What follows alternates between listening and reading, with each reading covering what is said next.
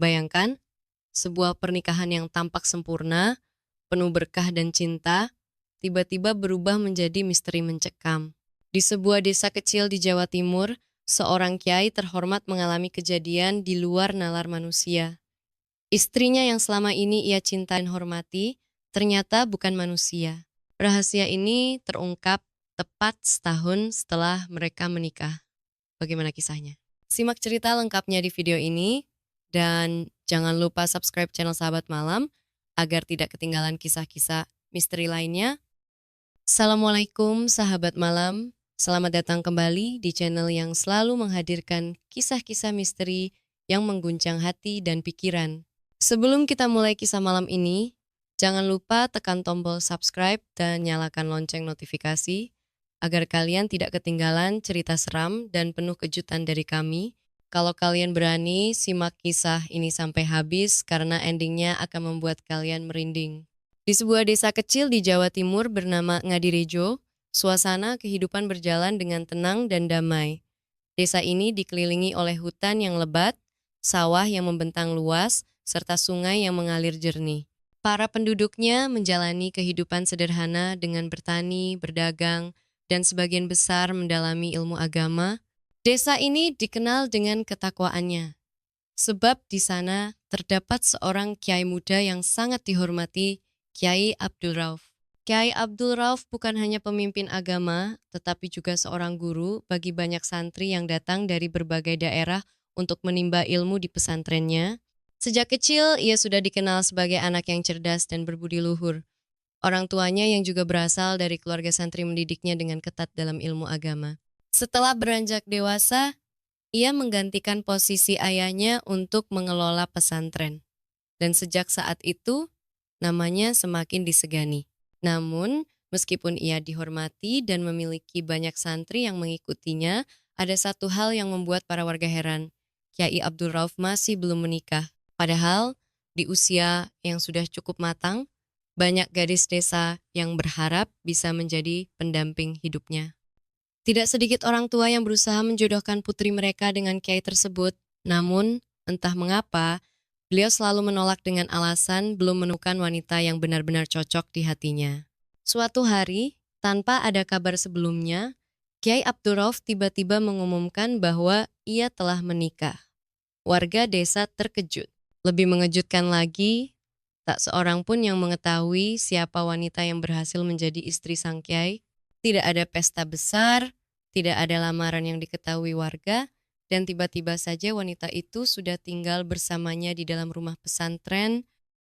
Rumor mulai menyebar di antara warga. Mereka bertanya-tanya siapa sebenarnya wanita yang telah dinikahi oleh Kiai Abdul Rauf. Apakah ia berasal dari desa seberang? Mengapa tidak ada yang mengetahui tentang asal-usulnya? Menurut cerita yang beredar, Kiai Abdul Rauf menemukan wanita itu saat ia sedang berjalan di dalam hutan yang berada di perbatasan desa. Saat itu, hari sudah mulai gelap dan sang kiai hendak pulang setelah mencari kayu bakar untuk keperluan pesantren. Di tengah perjalanan, ia melihat seorang wanita berdiri di bawah pohon besar. Wajahnya terlihat sendu, pakaiannya sederhana namun bersih, dan rambutnya panjang tergerai. Ia tampak kebingungan, seperti seseorang yang tersesat. "Siapa kamu, Nuduk? Mengapa berada di sini sendirian?" tanya Ki Abdul Rauf dengan lembut. Wanita itu menoleh dengan mata berkaca-kaca. Aku, aku tidak tahu, Kiai. Aku tidak ingat bagaimana bisa sampai di sini," jawabnya dengan suara lirih. Kiai Abdul Rauf merasakan ada sesuatu yang aneh dari wanita itu, namun sebagai seorang yang berilmu agama, ia tidak bisa membiarkan seseorang dalam kesulitan. Akhirnya, ia memutuskan untuk membawanya ke rumah pesantren, memberinya tempat tinggal sementara, dan berharap bahwa dalam beberapa hari, ingatannya akan kembali. Namun hari demi hari berlalu, wanita itu tetap tidak mengingat siapa dirinya, dari mana asalnya, atau bagaimana ia bisa berada di hutan seorang diri. Ia hanya menyebut dirinya Siti. Seiring waktu, kehadiran Siti di rumah Kiai Abdul Rauf mulai menjadi bahan pembicaraan warga desa.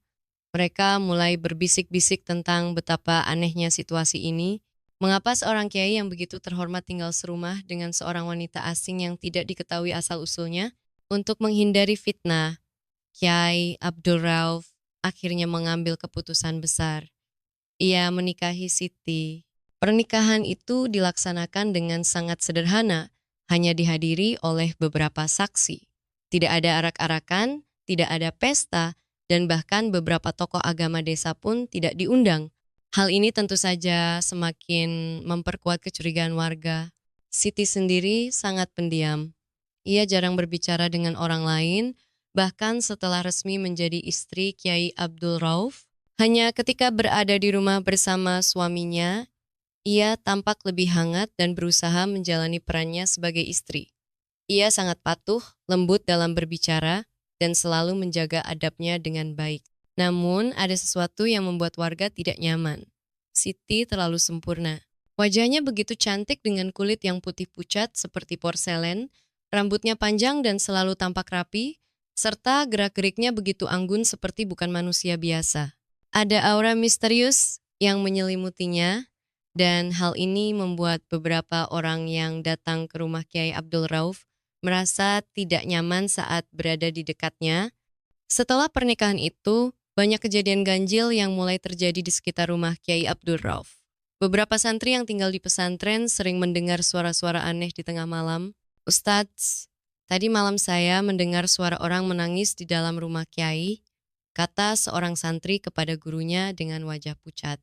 Santri lainnya menambahkan, saya juga mendengar suara bisikan, tetapi saat saya coba mendekat, suara itu tiba-tiba hilang.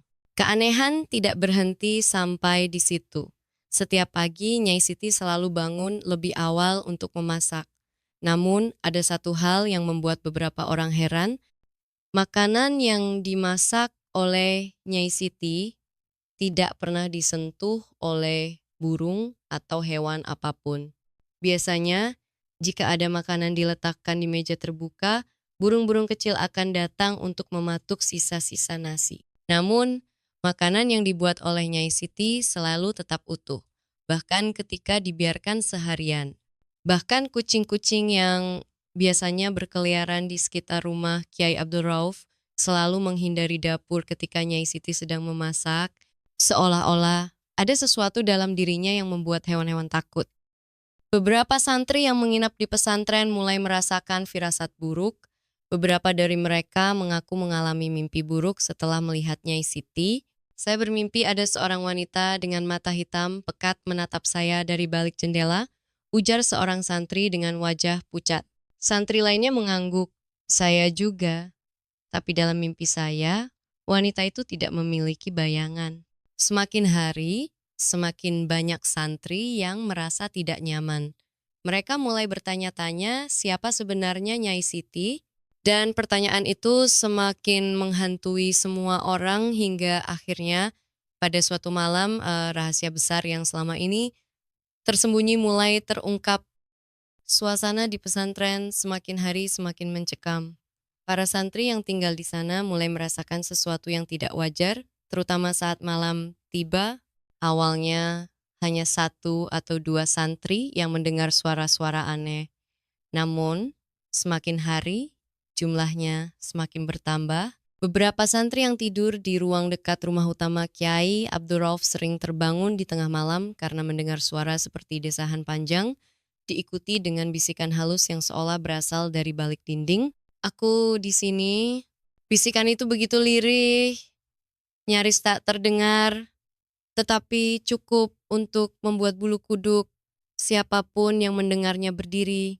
Suatu malam, seorang santri bernama Roni memberanikan diri untuk mencari tahu dari mana asal suara itu. Dengan tubuh gemetar, ia bangun dari tempat tidurnya, menajamkan pendengarannya, lalu mengikuti suara aneh tersebut. Langkahnya pelan, nyaris tanpa suara, namun keringat dingin sudah membasahi pelipisnya. Suara itu membawanya ke halaman belakang rumah Kiai Abdul Rauf. Saat itu bulan bersinar terang, menerangi pekarangan yang penuh dengan pepohonan tua. Roni menelan ludah, matanya mengamati sekitar, tetapi tak menemukan siapapun. Namun, ketika ia hendak berbalik, sesuatu membuatnya terpaku. Di bawah pohon jambu yang tumbuh di pojok halaman, tampak seorang perempuan berdiri membelakanginya. Rambutnya panjang, menjuntai hingga hampir menyentuh tanah. Gaun putihnya berkibar tertiup angin malam. "Nyai," panggil Roni dengan suara bergetar. Perempuan itu tidak menjawab, perlahan kepalanya bergerak seolah hendak menoleh, tetapi bukan berputar ke samping seperti manusia biasa. Lehernya berputar perlahan ke belakang, tanpa tubuhnya ikut bergerak. Roni menjerit dan lari sekuat tenaga. Malam itu pesantren dibuat gempar oleh teriakannya. Keesokan harinya, para santri mulai bertanya-tanya tentang kejadian semalam. Roni masih gemetar, tubuhnya lemas, dan wajahnya pucat seperti orang yang baru saja melihat sesuatu yang mengerikan. Aku tidak yakin, tapi aku rasa itu Nyai Siti, katanya dengan suara bergetar. Para santri lain terdiam. Ini bukan pertama kalinya nama Nyai Siti dikaitkan dengan hal-hal ganjil yang terjadi di pesantren. Beberapa dari mereka bahkan mengaku sering mendengar suara tangisan dari dalam kamar Nyai Siti, terutama saat larut malam. Suara itu terdengar menyayat hati seperti seseorang yang merasakan penderitaan mendalam.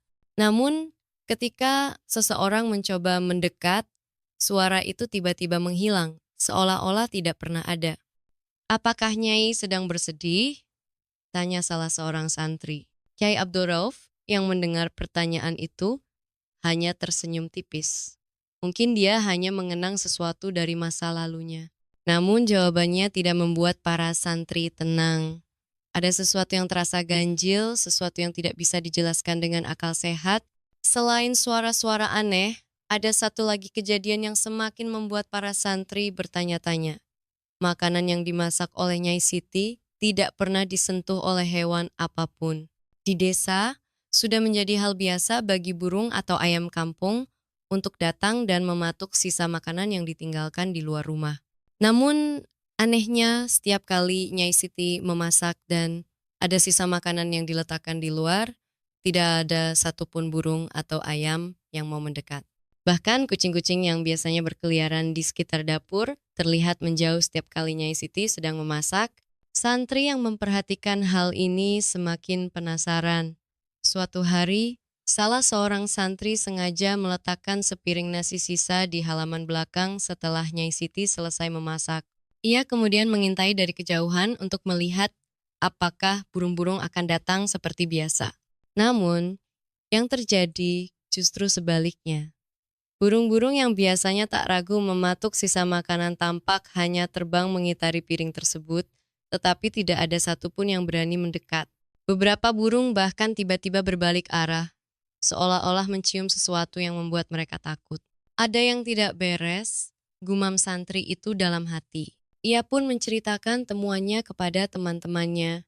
Dan sejak saat itu, rasa penasaran mereka terhadap Nyai Siti semakin besar. Kecurigaan terhadap Nyai Siti mencapai puncaknya ketika salah seorang santri secara tidak sengaja menyaksikan sesuatu yang tidak masuk akal. Malam itu, Kyai Abdul Rauf mengadakan pengajian di masjid pesantren dan beberapa santri yang bertugas di dapur melihat Nyai Siti berjalan ke arah sumur untuk mengambil air. Namun, ketika salah seorang santri melihatnya melalui jendela, ia tersentak. Nyai Siti berdiri di depan cermin tua yang tergantung di dinding dapur. Ia tampak menyisir rambutnya perlahan, gerakannya anggun dan tanpa suara. Namun, ada satu hal yang membuat santri itu nyaris berteriak. Bayangan Nyai Siti tidak muncul di cermin. Santri itu langsung merasakan tubuhnya lemas. Ia mundur perlahan, mencoba meyakinkan dirinya bahwa ia hanya berhalusinasi. Namun, semakin ia memperhatikan, semakin jelas bahwa cermin itu hanya memantulkan ruangan kosong, seolah-olah tidak ada siapa-siapa di sana. Sementara para santri mulai dilanda ketakutan, Kyai Abdul Rauf sendiri mulai merasakan sesuatu yang berbeda dalam rumah tangganya. Sejak menikah, ia selalu merasa bahwa ada sesuatu yang tidak sepenuhnya nyata tentang istrinya. Nyai Siti memang seorang istri yang baik, patuh dan lembut, tetapi ada saat-saat di mana ia merasa bahwa istrinya bukanlah manusia biasa. Kadang-kadang ia terbangun di tengah malam, dan melihat istrinya duduk di tepi ranjang, menatap keluar jendela dengan tatapan kosong. Wajahnya terlihat begitu sendu, seperti seseorang yang tengah menanggung beban berat. Pernah suatu malam, Kiai Abdul Rauf mendekatinya dan bertanya, "Siti, ada apa? Kenapa engkau terlihat begitu sedih?" Nyai Siti hanya tersenyum samar. "Aku hanya mengenang sesuatu, Kakang." Namun Kiai Abdul Rauf tahu bahwa ada sesuatu yang lebih dalam dari sekadar kenangan. Dan ia tidak pernah menyangka bahwa rahasia besar itu akan segera terungkap dengan cara yang mengejutkan. Suatu malam saat pesantren telah sunyi dan para santri terlelap, Kiai Abdul Rauf terbangun karena perasaan aneh yang menyelimutinya. Ada semacam hawa dingin yang merayapi kulitnya, berbeda dari angin malam biasanya. Ia mengangkat tubuhnya dari tempat tidur, mendapati ranjang di sampingnya kosong. Nyai Siti tidak ada di tempatnya. Kiai Abdul Rauf mencoba menenangkan diri, mungkin istrinya sedang ke dapur atau mengambil air di sumur, namun perasaannya tidak bisa dibohongi, ada sesuatu yang tidak beres. Dengan langkah hati-hati, ia keluar dari kamar dan melangkah melewati lorong rumahnya yang remang-remang. Cahaya temaram dari lampu minyak di sudut ruangan menampilkan bayangannya di dinding bergoyang pelan. Saat hendak menuju ke halaman belakang, ia berhenti di ambang pintu. Dari kejauhan, di bawah pohon besar yang tumbuh di pekarangan pesantren, ia melihat sosok Nyai Siti berdiri. Tubuhnya tidak bergerak, hanya diam menatap langit. Rambut panjangnya tergerai, bergoyang pelan diterpa angin. Namun, bukan itu yang membuat Kiai Abdul Rauf tercekat. Di sekitar Nyai Siti, ada sesuatu yang berputar-putar di udara, bayangan hitam yang samar, seperti kabut yang bergerak hidup. Jantung Kiai Abdul Rauf berdetak lebih cepat. Ia ingin melangkah maju, ingin memanggil istrinya, tapi tubuhnya seolah membekak. Lalu ia mendengar suara itu. Sebuah bisikan lirih yang datang entah dari mana. "Kakang, mengapa kau harus menikahiku?" Suara itu sangat halus, tetapi menusuk hingga ke dalam jiwanya. Ketakutan mulai menyergap hati Kiai Abdul Rauf. Ia tahu bahwa apapun yang sedang terjadi ini bukan sesuatu yang bisa dijelaskan dengan akal sehat. Namun, sebagai seorang kiai, ia tidak boleh gentar. Dengan langkah mantap, ia mendekati istrinya. "Siti, apa yang sedang kau lakukan di sini?" Suaranya bergetar tipis tapi tetap terdengar tegas. Nyai Siti tidak langsung menjawab, ia masih berdiri mematung membelakangi suaminya. Angin malam berhembus kencang, membawa aroma tanah basah dan sesuatu yang lain, sesuatu yang asing dan dingin. Lalu, perlahan, ia berbalik. Saat wajahnya mulai tampak di bawah sinar bulan, Kiai Abdul Rauf merasa napasnya tersengal. Wajah istrinya berubah. Kulitnya yang biasanya putih bersih kini tampak lebih pucat, hampir seperti lilin. Matanya yang selalu lembut dan menenangkan kini tampak hitam pekat seolah kosong tanpa cahaya. Dan bibirnya tampak bergetar, seperti ingin mengatakan sesuatu tapi tidak bisa. Aku, aku tidak pernah ingin kau tahu," bisiknya. "Mengetahui apa, Siti?" Kiai Abdul Rauf mencoba tetap tenang. Nyai Siti menggigit bibirnya lalu mengalihkan pandangannya ke tanah. "Bahwa aku bukan manusia biasa." Kiai Abdul Rauf merasakan jantungnya berdetak semakin kencang. Ia menatap istrinya, mencari kepastian dalam ucapannya. "Apa maksudmu, Siti?" tanyanya pelan. Nyai Siti menghela napas panjang, lalu menatap suaminya dengan mata yang kini tampak penuh duka. "Aku bukan berasal dari dunia ini, Kakang. Aku bukan manusia seperti santri-santrimu, seperti warga desa ini," katanya lirih.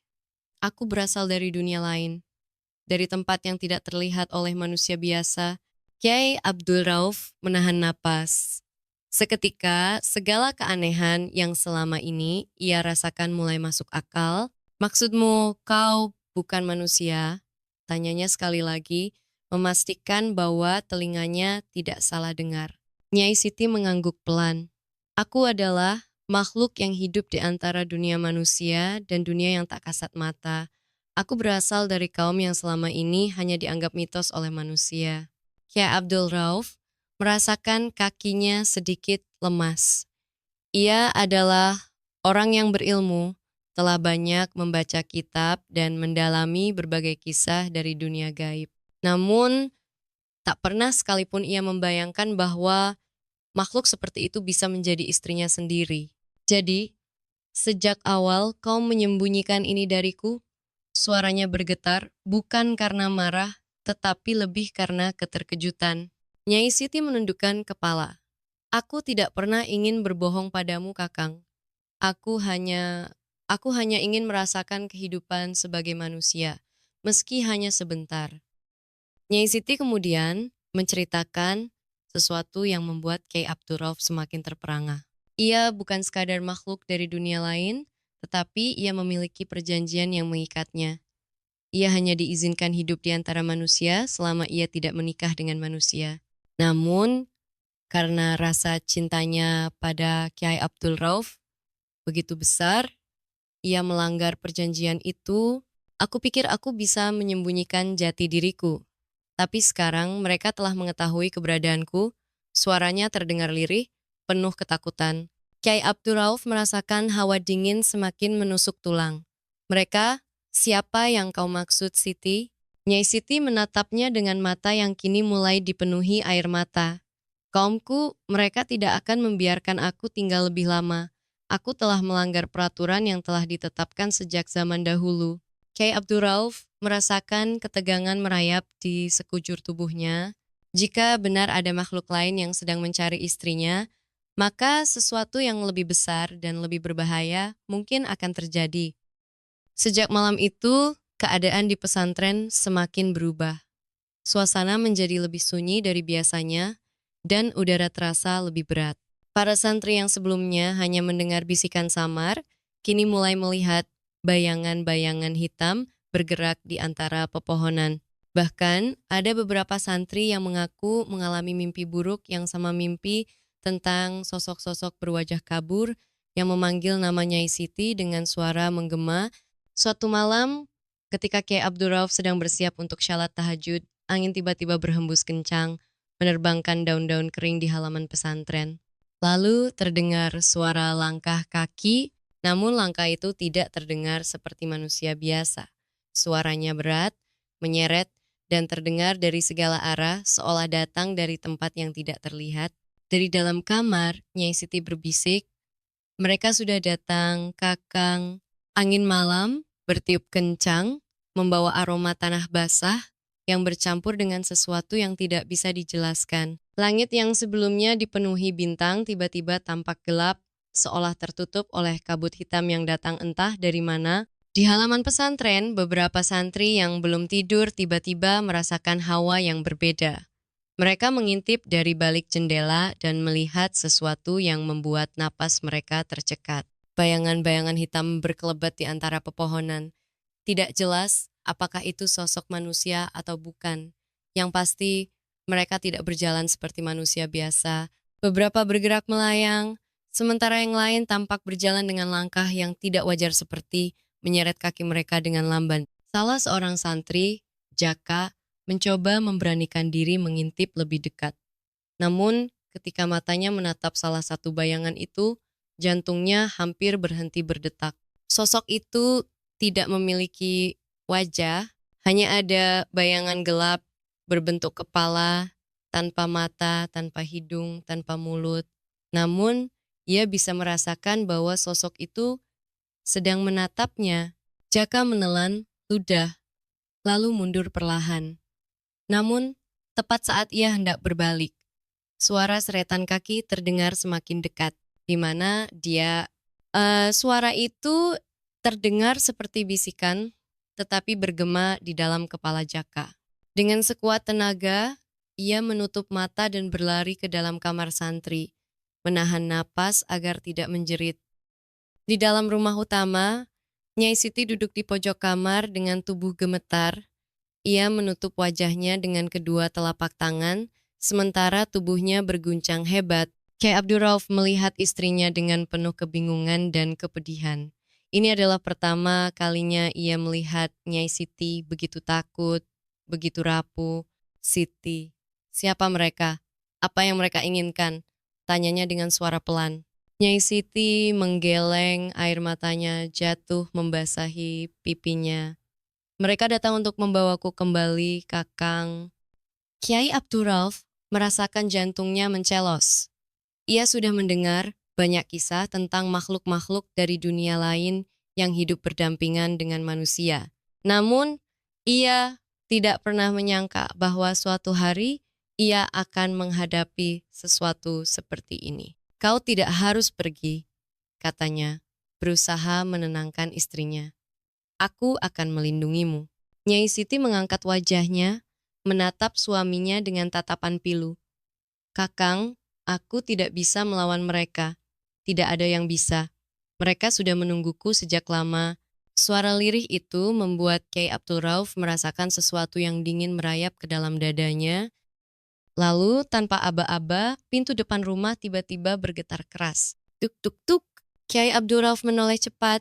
Ia bisa merasakan hawa dingin merayapi tubuhnya, seolah ada sesuatu yang tidak terlihat yang sedang berdiri di depan rumah, menunggu untuk masuk. Tiba-tiba, suara itu terdengar lagi. Nyai Siti, suara itu bukan berasal dari manusia. Bukan pula suara yang pernah ia dengar sebelumnya. Suaranya bergetar, bergema, seperti berasal dari tempat yang sangat jauh, tetapi terdengar jelas di telinganya. Nyai Siti memeluk tubuhnya sendiri, tubuhnya gemetar hebat. Mereka sudah ada di sini, bisiknya. Kiai Abdul Rauf menatap pintu itu dengan mata yang membelalak. Perlahan, suara ketukan berubah menjadi benturan keras, seolah sesuatu sedang berusaha masuk dengan paksa, sampai akhirnya pintu itu terbuka dengan sendirinya. Angin malam langsung menerpa ke dalam rumah, membawa hawa yang begitu dingin hingga menusuk tulang. Dan di ambang pintu, berdirilah sesosok makhluk tinggi berbaju hitam. Wajahnya samar, seperti tertutup kabut. Tapi ada sesuatu dalam kehadirannya yang membuat udara terasa berat, seolah-olah waktu berhenti bergerak. Kau telah melanggar perjanjian, Nyai Siti. Suara itu begitu dalam, bergema di seluruh ruangan. Nyai Siti menunduk, tubuhnya semakin lemas. Ia tahu bahwa ini adalah akhir dari segalanya. Kiai Abdul Rauf menggenggam tangan istrinya erat. Aku tidak akan membiarkan mereka membawamu pergi, katanya dengan suara tegas. Namun, Nyai Siti hanya tersenyum lemah. Kakang, ini sudah takdirku. Aku sudah terlalu lama menentang peraturan mereka. Aku harus kembali. Air mata mulai mengalir di pipi Nyai Siti. Ia menatap suaminya dengan penuh rasa cinta, tetapi juga dengan kesedihan yang dalam. Aku bersyukur bisa mencintaimu, meski hanya sebentar. Kiai Abdul Rauf ingin melawan, ia ingin mempertahankan istrinya, namun tiba-tiba tubuh Nyai Siti mulai dilingkupi oleh kabut tipis yang semakin lama semakin pekat. Siti, jangan pergi. Kiai Abdul Rauf berusaha menariknya, tetapi tangan istrinya mulai terasa seperti udara, semakin lama semakin tak nyata. Senyuman terakhir Nyai Siti adalah yang paling menyakitkan. Dalam hitungan detik, tubuhnya menghilang sepenuhnya, meninggalkan hanya udara kosong di hadapan Kiai Abdul Rauf. Dan seketika seluruh pesantren kembali sunyi. Pagi itu, para santri menemukan Kiai Abdul Rauf duduk sendirian di serambi rumahnya, menatap kosong ke depan. Tidak ada yang berani bertanya, tidak ada yang ingin mengungkit apa yang terjadi semalam. Namun semuanya tahu bahwa sejak malam itu, Nyai Siti sudah tidak ada lagi. Beberapa santri mengaku masih merasakan kehadiran Nyai Siti di pesantren. Ada yang sesekali mencium aroma bunga melati di tengah malam, ada pula yang masih mendengar suara lirih perempuan yang menangis di kejauhan. Namun, tidak ada yang berani berbicara lebih jauh. Kiai Abdul Rauf sendiri tidak pernah menikah lagi. Setiap malam ia selalu duduk di beranda rumahnya, memandangi langit malam seolah berharap seseorang akan kembali. Dan entah mengapa setiap kali ia melakukan itu, terkadang terdengar bisikan lembut di telinganya, "Aku di sini, Kakang."